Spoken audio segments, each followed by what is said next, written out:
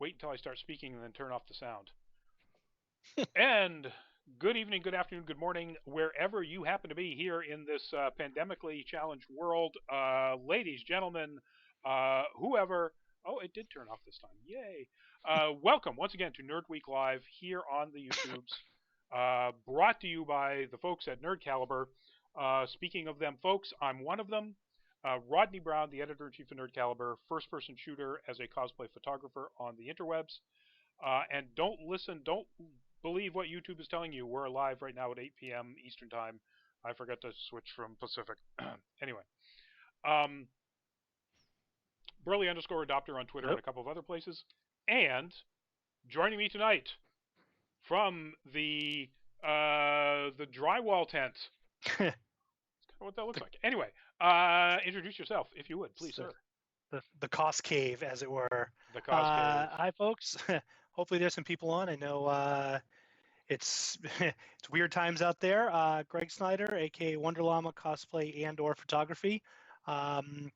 Glad to be here. I'm kind of recovering from the flu myself and hoping it's nothing worse than the seasonal flu. But for better or for worse, I've been quarantined for the better part of 10 days at this point. And, actual human contact is delightful at this stage.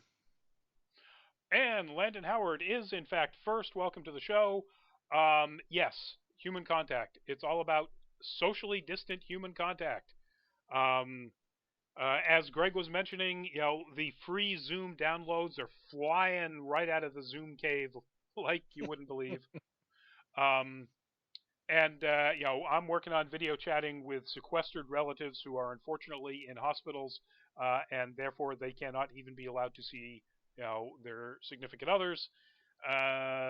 Working on doing the video chats with them as opposed to just calling them up. It's the new normal, folks. Get used to this kind of communication. Yep. Says the two people with gray in their beard when these kids are out there using the Discords already anyway. Exactly. From one boomer to another, as it were. Okay, boomer. Hey, boomer. Landon, I'm glad you liked and subbed. These boomers are going to get on with the news. We've got some news. Excellent. Usually up at the... You know what, Rodney? Yes? Not to interrupt you, but I got to say, yes.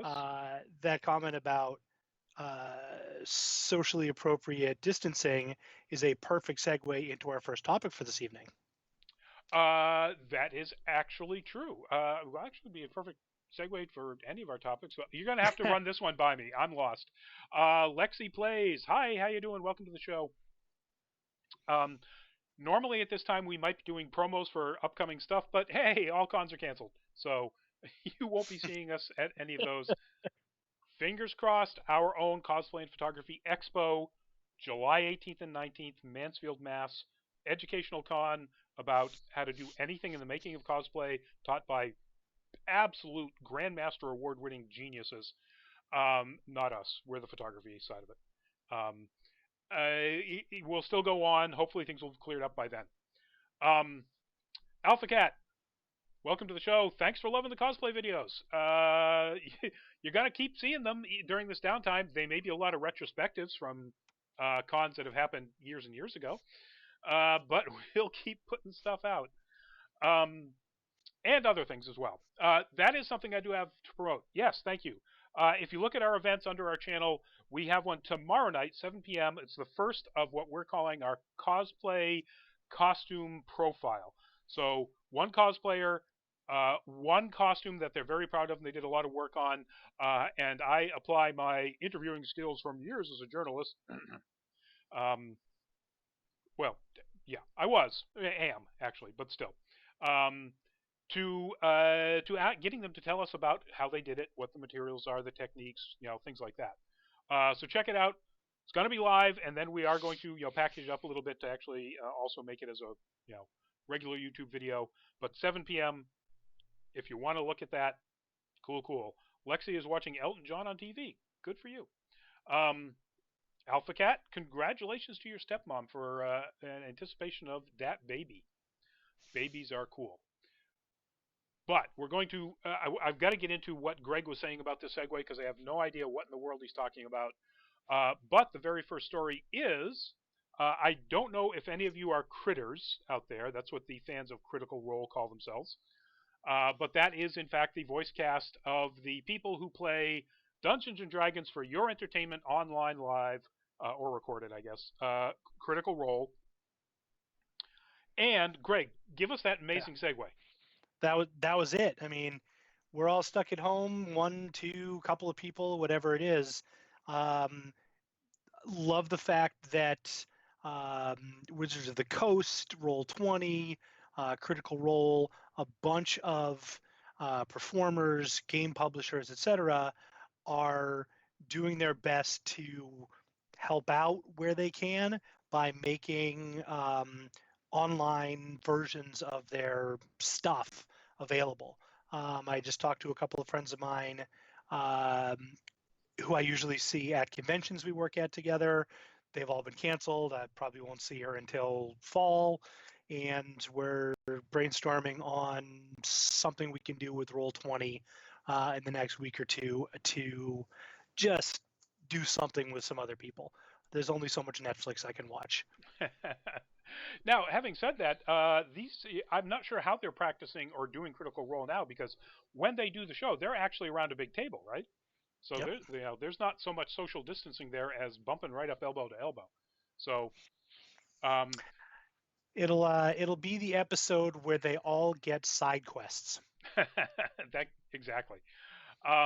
Now I'm going to be that cynical guy that's worked in journalism and publishing and marketing and so on for years and years, and note that what they've released is an excerpt, a free playable pen and paper adventure that you can play online.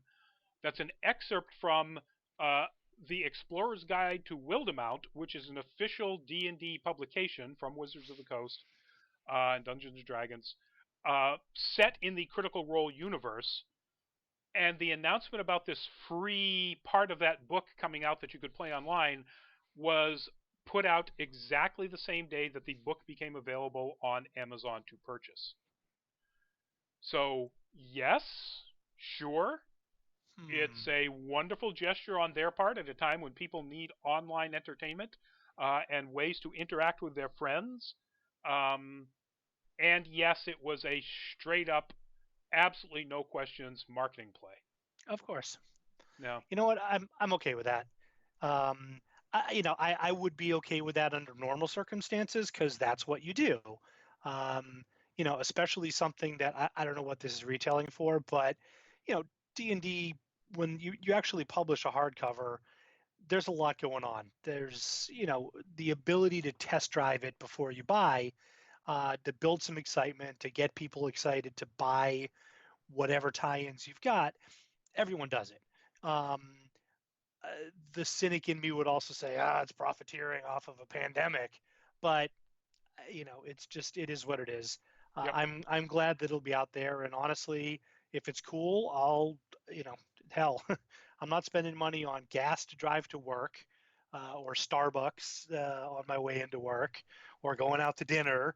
So got to blow what little money I've got on something. Yeah. And I 100% agree. And frankly, there's a certain aspect of that profiteering in the announcements we've recently made about the Cosplay and Photography Expo. We canceled all of the planned price increases that were supposed to go up in steps between now and the actual time of the show. So all the tickets are going to stay at the current price. And we rolled back the cost of the vendor tables so that more vendors who have been put out by not being able to show up at cons where they make their money can afford to come to our show. And yes, that was put out there with some extent the idea of getting more ticket sales and more vendors. So in a sense, while it was definitely in our mind a gesture to try to help out both our attendees and our vendors, it was also a marketing play. So I don't fault the folks at Critical Role or Wizards of the Coast or whatever for the timing of it, or certainly don't fault them for putting out this free product. I mean, Yep. yay for them. But I mean, they you got spent a lot of money to create it, to pay artists to do the artwork, copy editors, book publishers. I mean, if this is hardcover, you worked in the industry. You know how expensive it is to publish hardbound. Yep. And it Um, is. It's it's definitely hard. brutally expensive. Yeah. I'm sure they'll make ebooks available, etc. But um, as somebody who, I'm really going to boomer myself here, somebody who grew up playing the original AD&D Player's Handbook and DM's Guide in a friend's backyard shack in high school. Um, yeah, that's how old and nerdy I am. Just saying. You know, Alice, hello and goodbye. And Lexi, sorry you have to go, but bye bye. I'm going to outboomer you before we move on because we said we were going to be really short with these first few topics. bang, yep. I'm going to outboomer you. I bought my first Dungeons and Dragons manual guide when it was a 5x7 craft paper pamphlet. Boom, you win. Yep. So the point I was making wasn't trying to, out boom each other, but there was definitely something about having a book. It was cool. There was no alternative at the time. It's not like it was that or a computer. So anyway, yes, they've got to make their money back. They've got a lot invested in it. So I can't find fault. Exactly. They also, I forgot about this. We talked about this one on a show a while ago. Critical Role and Amazon have partnered, and they're adapting a cartoon version of Critical Role that's Right. going to be on Amazon Prime. So, yeah, cool stuff. looking forward to that. I'll tie in. There's already a comic book, so a gigantic empire that's hopefully making these people bazillions of dollars. Particularly while certainly now all production of any kind of entertainment is stopped. All right, Yep. moving on to our next one. Our next topic is, and this I'm surprised this hasn't just blown up among more of my weeb fans, weeb friends. Bleach is coming back. The anime of Bleach will be coming back is sometime soon. They're going to be adapting the Thousand Year Blood War arc, which basically brought the manga series to a close. The article here on Crunchyroll doesn't say exactly when. It does say that they were trying to get it to launch in conjunction with this exhibition, like an actual traveling museum-esque exhibition about Bleach. That's going to happen in Japan some point in 2021. So the people behind Bleach, the creators, decided that they wanted to try to integrate it with this thing, but they couldn't say that that's definitely going to happen. So, but I think that means you can definitely count that it won't be any earlier than 2021 that you get to see Ichigo and all of his wonderful friends come back and try to make sense of a story that so full on disclosure, I've never seen a second of the anime at all. Neither have I. I did watch the live adaptation when that hit, which I didn't think was horrible. But a lot of people, from what I've read, think that the later arcs became like really crazy, and not in a good way. So hopefully this corrects some of that, or if nothing else, at least it wraps up the storyline. So if you're a Bleach weeb out there, yay for you. I guess this means that I'll go back to taking more photos of Bleach cosplayers. That's usually how that goes. That's how that goes. Dolphin Sensei, I think, is about the only one I've taken regular pictures of. Who does an excellent job of, I can't remember the character's name, Ichigo's main antagonist, the one with the spiked sword, the section sword. But anyway, so yeah, that's it. 2021, maybe. Fingers crossed for you Bleach fans. You get to see Bleach, some more Bleach. Not just for your countertops and killing of your viruses. Now, moving on to our next topic, and this is actually kind of surprising. So, in a time when so many movie properties have been postponed to date yet to be determined, Wonder Woman 1984 has been pushed off of its June 5th date, but they nailed down a release. They are sounding, anyway, really confident it's going to be August 14th. So you only have to wait a little bit more than 2 months to actually see this movie that you're hoping to see. Uh, when the theaters, in theory, open up in June. Um, so yay. You know, do we think it's going to happen? Um, I'm that type of prognosticating is too depressing, so I'm not going to do it. Okay. Because that's based on whether we're all still quarantined or not. Um, I had read a couple of things that were clearly speculation, rumors, etc., that to try and leverage the marketing to keep up the excitement, they were going to go direct to video on demand, um, which if it wasn't a $200 million movie, would make perfect sense. Or to me, as someone who doesn't, do movie accounting, seemed to make perfect sense.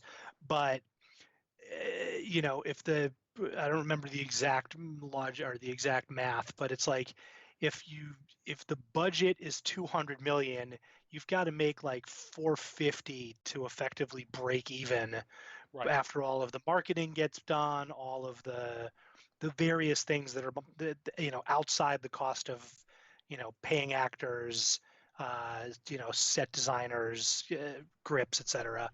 Um, I don't see them making $400 million on $20 rentals. Um, Maybe. I mean, there's a ton of people sitting at home right now and probably super hungry for fresh content. But that's at $20 a pop. That is a lot of downloads. That's a lot of downloads. I will have to say I've seen an awful lot of people who are absolutely jonesing about Birds of Prey, which dropped today, I think, Did it? or drops very Let's go to the soon. interwebs. Um, and other movies that got moved like that after a very short release in the theaters, very quickly into on demand. Ton of people have already watched Onward, um, which hit on demand and have said it's they really like it.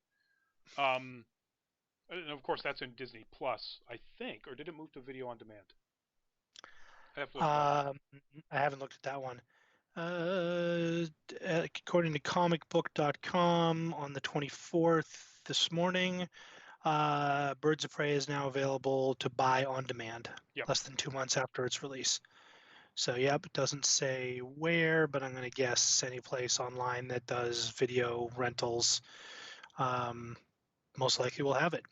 Yep. So that's cool. I wasn't, for any number of reasons, didn't catch it in the theater, and looks like I'll be renting that this weekend. Yep. Well, Cool. it says to buy, so I don't think it's on to rent. Rent, buy, whatever. Yeah. Plopping down my money for the option of watching it. Exactly.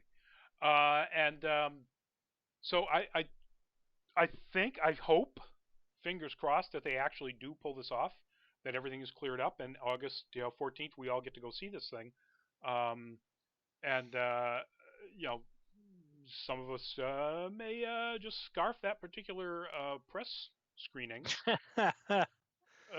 Although I think Byron's already tried to claim it, but anyway, we'll see. It's good to be the king. Yeah. Yeah, so that's it. August 14th. They did announce a couple of other things that are to be determined, like Scoob, the animated sort of prequel update. So I gotta say, did you not to get too sidetracked here, but I didn't even know that was a thing until I read this article on Deadline. Did you read? Did you read the story that they linked about this movie? I didn't, except we covered it here a couple of times, so I know Oh, about okay. it. So I must have missed that when I wasn't on. Yeah, Oh my God. I mean, thankfully it's not another live action with animated Scooby-Doo. Thank God. And the voice cast is amazing. Will Forte, Jason Isaacs, Ken Jeong, Tracy Morgan, Frank Welker, obviously, because he's in everything. yep, But it's a freaking origin story. yep. Scooby-Doo does not need an origin story, for God's sake. I mean, was he bit by a radioactive Scooby snack? And If you've seen the trailer, apparently his name was literally dreamt up by Shaggy looking at a box of Scooby snacks to try to say something really quickly to a cop who's going to throw him off the beach. oh, So it kind of ties into the COVID-19 thing. Anyway, The idea of having Dynomutt and Blue Falcon, though, as somebody who grew up watching the original, that'll be kind of cool. Anyway, yes. moving on. Yeah, no, that's cool. And I got to say, though, if you watch the trailer, the way they have updated the nature of Scooby's lines, he is more like a Disney comic foil. Like, he says way more than he ever did, even though it's still in the Scooby voice, as Scooby. And it's a little disconcerting to me. Sweet. Marvin, hi, welcome to the show. Yeah, so that's it. So Scoob is who knows when it's going to be out there, but in theory, August 14th for Wonder Woman 1984. I almost did that in the David Bowie 1984. You know what? I will say this just as a quick parting thing here. I think it actually makes a lot of sense to get it on the summer calendar. That's the time, can be the time of year where there's not a lot of stuff out. Everyone, all the big Marvel stuff, Disney stuff tends to get towards the Thanksgiving, Christmas era, or period rather. I have a feeling that let's be super optimistic and hopeful and say June, maybe July, whatever, the worst of this is past us. We're able to go back out and be normal human beings again. There's going to be a lot of pent-up demand for any entertainment where you can go out and do something.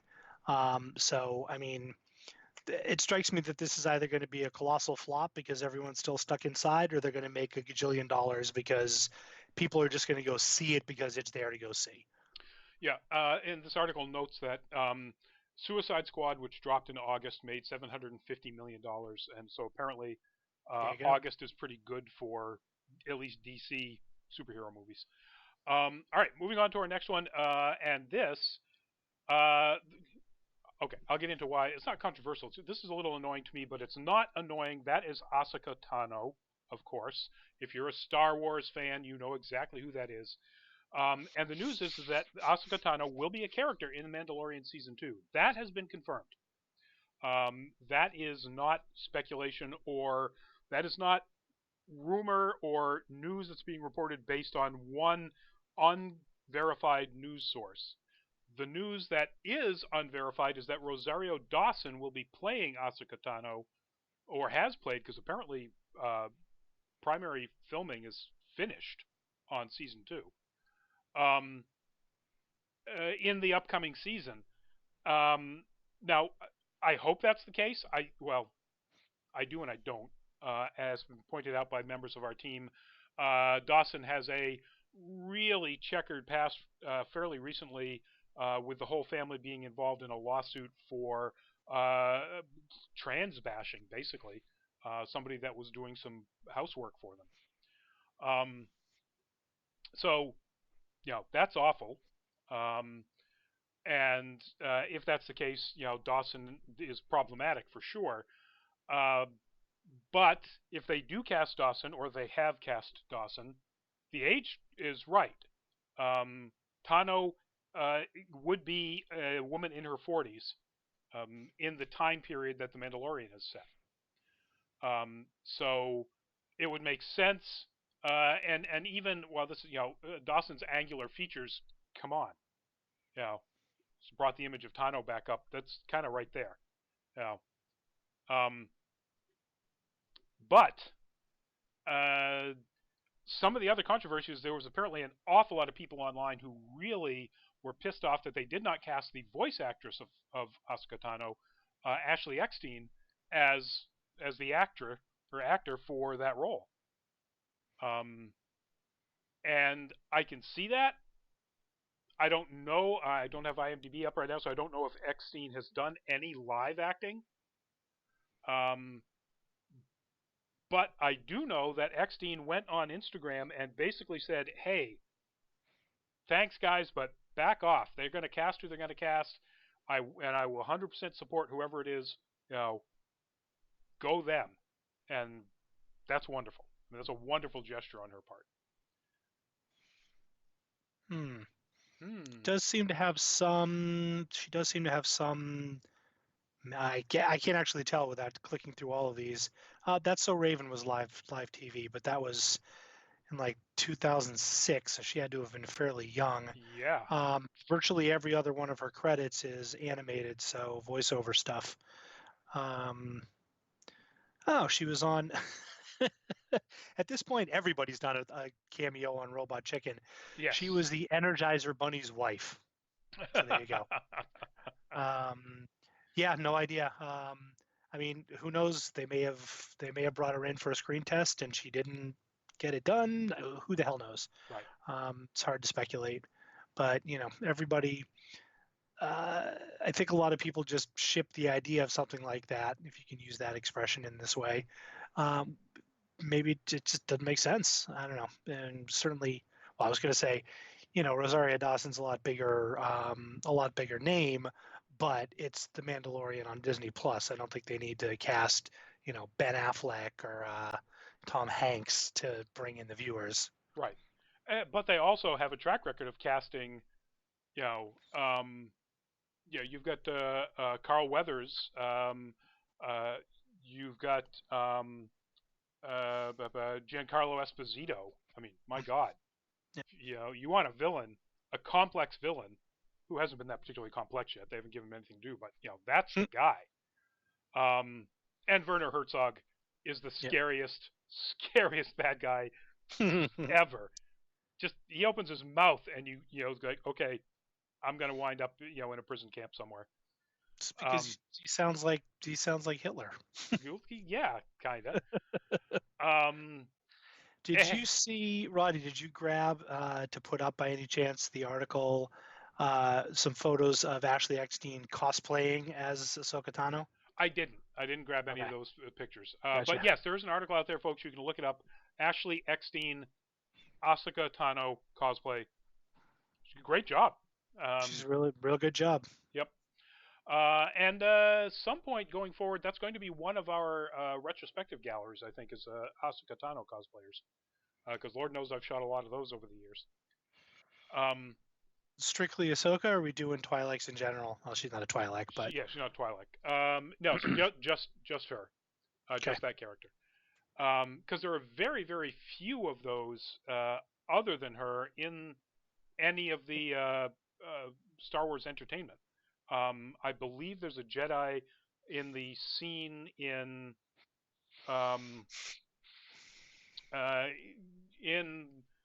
Clone Wars where they're escaping the arena, with Padme and Anakin and Obi-Wan riding the back of that giant lizard thing.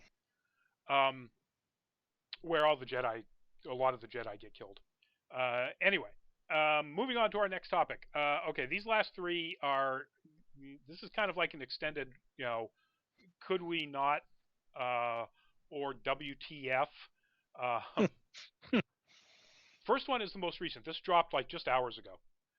The image that popped up there is one of the promotional screens for Ace Comic-Con Northeast, which was coming to Boston last weekend, as you can see. And it, of course, like all cons, got shuttered by the response to the coronavirus. And Ace Comic-Con, pretty much within a day or two, said, yeah, look, at first they thought they were going to reschedule, and then when the governor of Massachusetts said, yeah, no, here's some restrictions, they went, okay, well, we can't do it this year. And they said, and then in that post they said, so within 30 days we will refund all of your tickets. Don't worry, folks, everything will be taken care of. Well, apparently their ticket seller, Grotix, didn't agree with that. And now Ace Comic-Con is suing Grotix because after Ace Comic-Con supplied Grotix with $680,000, according to the suit, to cover all the cost of the refunds, Grotix came back and said, oh no, there are additional costs, and then, this is alleged in the lawsuit, in the middle of the night, tried to withdraw $2.3 million without Ace's approval from a bank account that they obviously had access to be able to deposit ticket money into. And luckily, apparently, the people at Ace discovered this and stopped it before it could happen. Ace is now suing Grotix for basically fraud. And if this is true, what Ace alleges that Grotix did, uh, wow. So I no longer only hate that company because their UI is so absolutely horrible that trying to buy tickets from Grotix is the most painful experience you can have at a con. I now would hate them because they are allegedly massive multi-million-dollar attempted thieves. So yeah, scummy. So I got nothing. yeah, That's I mean, who the hell knows? We're not privy to any of the inside details, but that just strikes or smacks of pretty scummy behavior and trying to profit off of somebody else's, inability to put on a show because of a freaking virus. And I shouldn't be surprised because there's no shortage of profiteering of one type or another going on right now.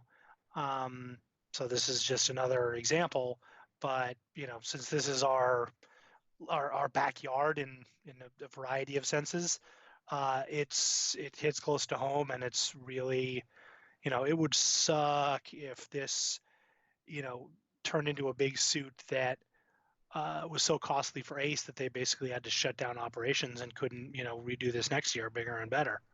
according to this article, Ace says that if they had in fact taken out the $2.3 million, it would have shut down operations pretty much completely Yep. for any Ace Comic Con, whether they decide to make it back to Boston or not, but the ones in Chicago and other places around the country.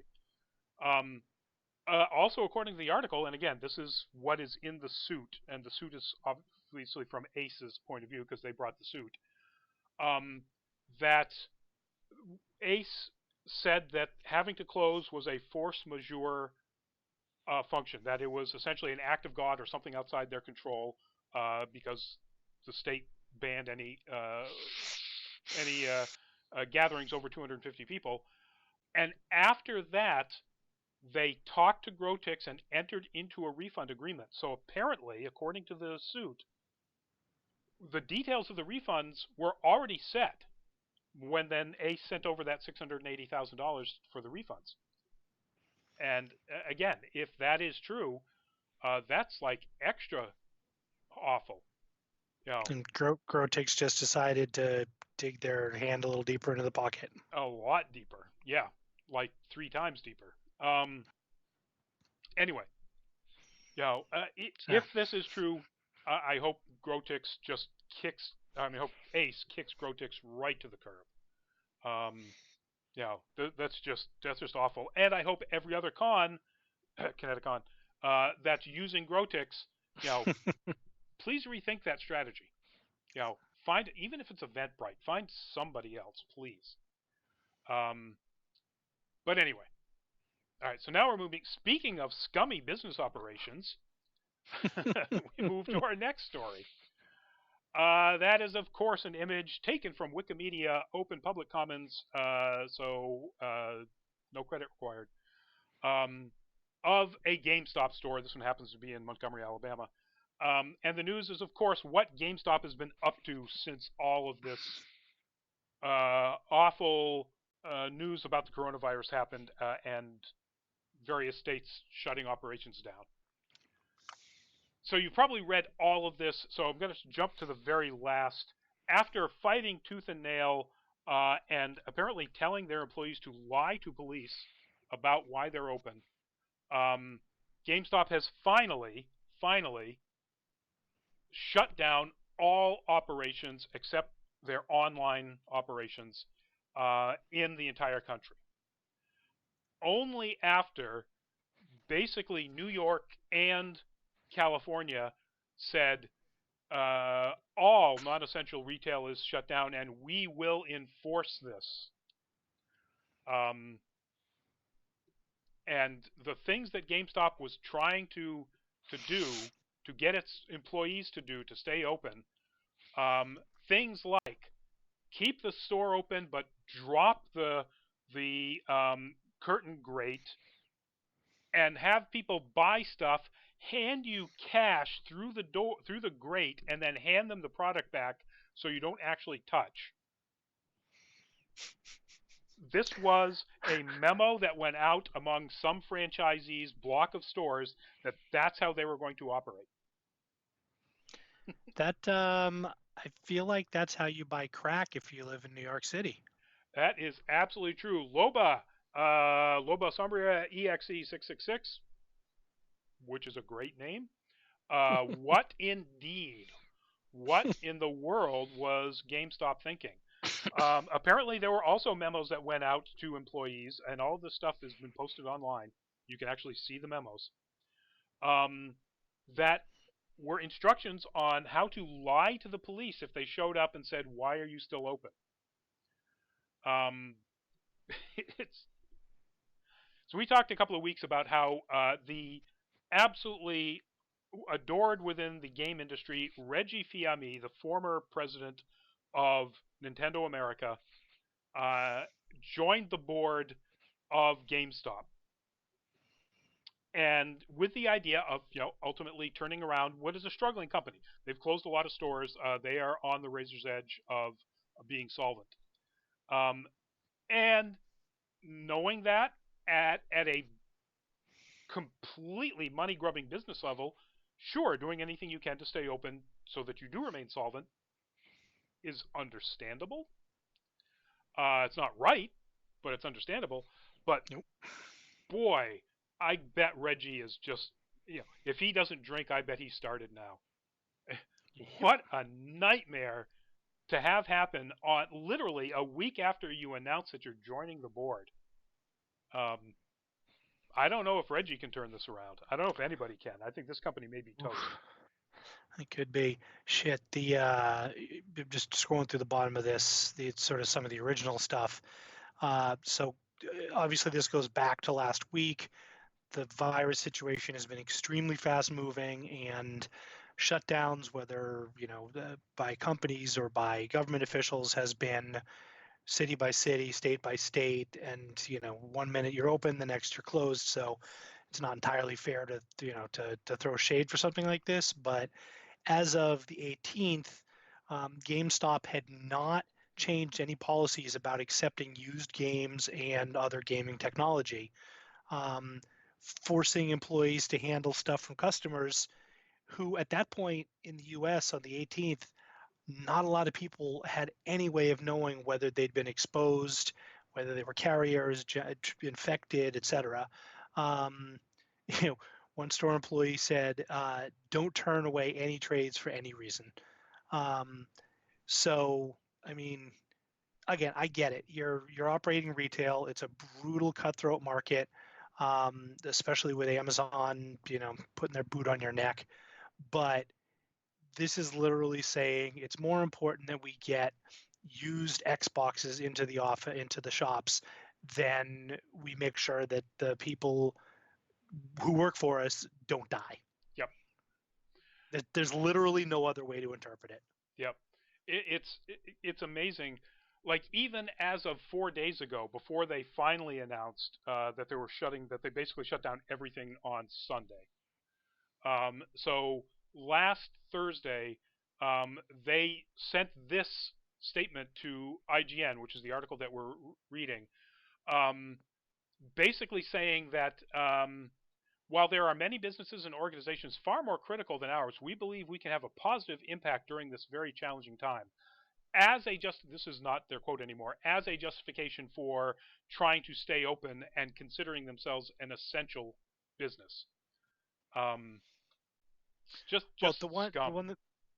the one that absolutely cracked me up on that same note when I first started seeing people posting about this was they were an essential business, not because if you're stuck at home and you're bored, an Xbox would be cool to have, but because suddenly all the kids are distance learning. It was imperative that they were there to provide help and technology to people who, I don't know, what, are too dumb to figure out how to go to a web page that their school points them to. Yeah, I can I say, I feel like if you're in middle school or high school, you may not know, the difference between an i5 and an i7 CPU, but you know technology better than a lot of people do. yep. And GameStop does not sell anything that helps in distance school learning. They Web, may web sell educational webcams, maybe, games. Hmm? maybe a webcam. They might sell a webcam, headsets. Who knows? Don't know. Anyway, so yeah, GameStop. I really feel bad for all of the employees that are going to be put out of work when you don't make it through this, but you ain't gonna make it through this. Um, all right, moving on to our last topic, and this doesn't. I'm going to give them the benefit of the doubt and say this does not rise to the level of scummy business functions, just idiotic, tone deaf. Anyway. So uh, this, folks, that just appeared on your screen right there, are two of the new characters in Marvel Comics' reboot of the New Warriors comic book. Sorry, I'll be right back. Oh, okay. So super quick. I can't. No, I can't change the focus. So you're gonna have to look at Greg's. Oh no, you don't have to look at anything except this image. Um, So, super quick story about the New Warriors. They were one of the 90s launch uh, titles where somebody thought it would be a great idea to have a team of young superheroes that were essentially um, like the edge characters of the day. So, you had literally a character who was based around the concept of extreme Night Thrasher, rode around on a skateboard. You know, that yeah. So that was the New So Warriors. so basically, Poochie. Yeah, pretty much. Um, uh, from The Simpsons, for those of you who don't know that. Anyway, in this new reboot, the new apparently Emmy award-winning writer has decided to create a whole bunch of new characters that will be mentored by the original New Warriors. Among these characters are what would otherwise be the very interesting concept of twins who have complementary power sets, one of whom is non-binary. The non-binary one has the ability to create and throw essentially ice shurikens, um, and the other one has the ability to create force fields. And so you've got a attack and defense team of twins. The non-binary one is named Snowflake, and the force field creating one twin is named Safe Space. Yeah. So Bum bum exactly. bum. So even in the interview where they announced the launch of this concept, and it's on YouTube and it's on Marvel, um, the creator doesn't justify this with saying that they're trying to somehow take the use of this name back. And that doesn't apply because the use of this name was never used for anybody except in a straight up hate speech pattern. Now, people on the alt right call people snowflake because they care for other people that the alt right doesn't like. They call an area where these people gather, where snowflakes gathers, a safe space, so that they don't have to, in their mind, worry about the difficulties and challenges of a difficult and challenging world, while the alt right are basically throwing hate speech at them. It's the level of tone deafness here is almost inconceivable that somebody that enough people at Marvel would take the suggestion, run it up the editorial flagpole, get it to a point where somebody signed off on it, and nobody went, "Do you think that this might be like really insulting to the audience that you're trying to reach by having the first like canon non-binary character?" It's funny when I first saw this, um, the the paragraph that I read that just blew my mind was the new Warriors lineup was announced via YouTube yesterday, introducing us to new characters including Screen Time, Trailblazer, B Negative, and twins Snowflake and Safe Space. My first thought was, is this an Onion article?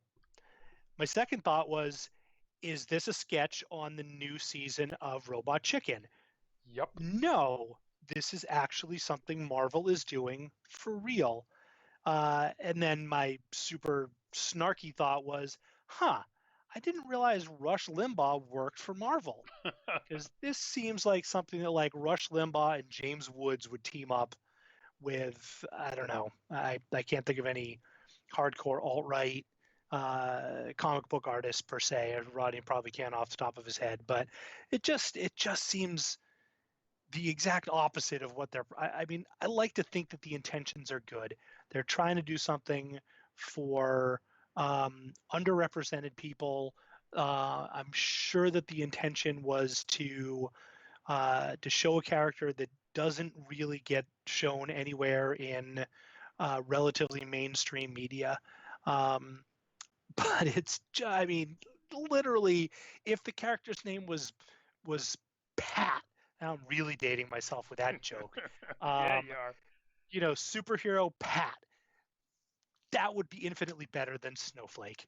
Yeah. So Marvel, not that I'm sure that a million people have told you this already, but here's how you increase representation of any group, but let's say non-binary people.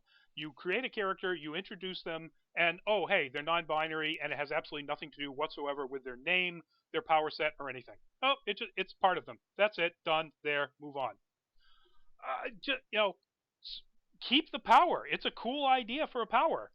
Ice Blade. You know, whatever, white shuriken, whatever you want to call them. Snowflake? Just the dumbest. If I were being cynical, I would, in fact, come to the conclusion that you sort of joked about earlier, that there is a Rush Limbaugh or somebody sitting at Marvel going, wow, we're just going to piss these SJWs off like you wouldn't believe. Yeah, we're going to call these the dumbest names, and they're going to hate it, and it's going to be great. I like comic book creators too much to think that the comics that, in the 70s when I was reading them as a kid was, putting out comics about, the drug epidemic and about racism. The racism comics in both DC and Marvel were absolutely wonderful, eye-opening, well done, challenging and sensitive at the same time. Yep. Back in the 70s, and now, 40 years later, oh hey, Snowflake. Guess we're throwing that on the junk pile. Yeah, I mean, exactly. I as a kind of awkward and also Jewish teenager, the fact that X-Men was X-Men and Magneto was a Holocaust survivor, and that was part of his not just origin story, but it was, it was the main component of why he was how he was, without making a big thing about it. It was a salient point without beating you over the head with it. That absolutely resonated with me. I thought they did the first X-Men movie with Hugh Jackman, etc. Same sort of thing. They did a fantastic job. I mean, it's freaking Ian McKellen, so you've already got that sewn Right. up. But they did a fantastic job of making that kind of a critical part of his, his essence, if you will, without beating you over the head with it. Just, to echo your point about reading stuff in the 70s and the 80s, this is not that. This is the opposite of that. You look at representation, even when they weren't allowed to do representation back in the 80s and into the 90s, when Chris Claremont, who made the X-Men the gigantic thing it was, created Alpha Flight, and Alpha Flight had a brother and sister team that North Star, the brother, was absolutely unquestionably gay if you read the subtext of the writing and the art. And just because Marvel wouldn't allow Claremont to say he was in fact gay until North Star did finally become the very first openly gay character in Marvel Comics, well after Claremont's run on it. But he knew it. He wrote it that way. It was deliberately written that way. He wanted North Star to be a gay character, and he wrote him as a gay character. The artist drew his reactions to things, where clearly his surprise would only be when somebody said something that might, hint at the fact that people are aware that he's gay. There was no question. You read the comic Alpha Flight, or anytime any of the Alpha Flight members, particularly North Star, appeared in the X-Men. Yep. It was there. And they handled his, North Star's coming out, his wedding, a bunch of different things really well, and now this. Yep. Just, I mean, it's the difference. I mean, we're getting into semantics here, but to me, that's the difference between a character who is gay and a gay character. Yep. I don't know that this is any kind of a connection that can be drawn. But the new editor-in-chief, you have to remember, when he was first named, was almost lost his job because it came out that he pretended to be Japanese. Oh yeah, I forgot about that. So that he could write titles, write comic books at a time when Marvel was pushing into the Japanese market. He lied about his ethnicity to make more money. And that, to me, speaks to a mental state in which it's okay, possibly, to do what other people might think of ethically horrible things. And so if we were expecting, the editor-in-chief, the new editor-in-chief of Marvel, to actually see this coming up through the ranks and go, oh no, what are you thinking? He ain't that guy, apparently. This is 2 strikes. So stop it, Marvel. Change the name. Kill the comics. Something. Do something different with this. I like the character. Have a non-binary character, please. Please, please, please. Grow up into the 21st century. But don't do it like this. God. Rant over. Okay. Yeah, that rant was so good, I'm still coughing. Yeah. All right. On that note, folks, everybody tells you we're not going to, wash your hands, social distance, blah blah blah, do all that stuff. It's right. Reach out to your friends. Play some games online. Exactly. Settlers of Catan has an online freebie this week. If you're interested in that, I haven't played it in years, but I think I may try and dig it out. Work on a new cosplay. Get out the camera. Do something. That's going to be my weekend, is digging the camera out and taking some photos of stuff in the house that I haven't done before. I spent all of last weekend furiously cleaning up, doing not just sanitizing type cleaning, but like going through boxes full of old cosplay stuff, and bags of trash went out, and it feels really good. There's a lot to be said for I was going to say purging, but I think that word right now has two meanings. Yeah, and no. Let's go with getting rid of unnecessary old stuff. Yes, things that did not spark joy. There you go. Anyway, so thank you, folks, for joining us. Thanks for the chats, and we will see you again next week. Don't forget, if you're interested in watching how a cosplayer made a fantastic, challenging, and difficult craft, Kitten and Strings Jenna, for Kitten and Strings Cosplay, will be showing us how she made the wonderful Zelda that she's worn, a number of times over the years, but first premiered it at PAX East in 2016? No, 2015. 2015. So anyway, 7 p.m. right here on Nerd Caliber's YouTube channel. Check it out, and otherwise, everybody stay safe, stay healthy, Greg, make people healthy, or help them get healthy. Yeah. Well, I mean, Okay, everyone's better now. specifically one everyone, but Okay. and we'll see you all next week. Bye bye.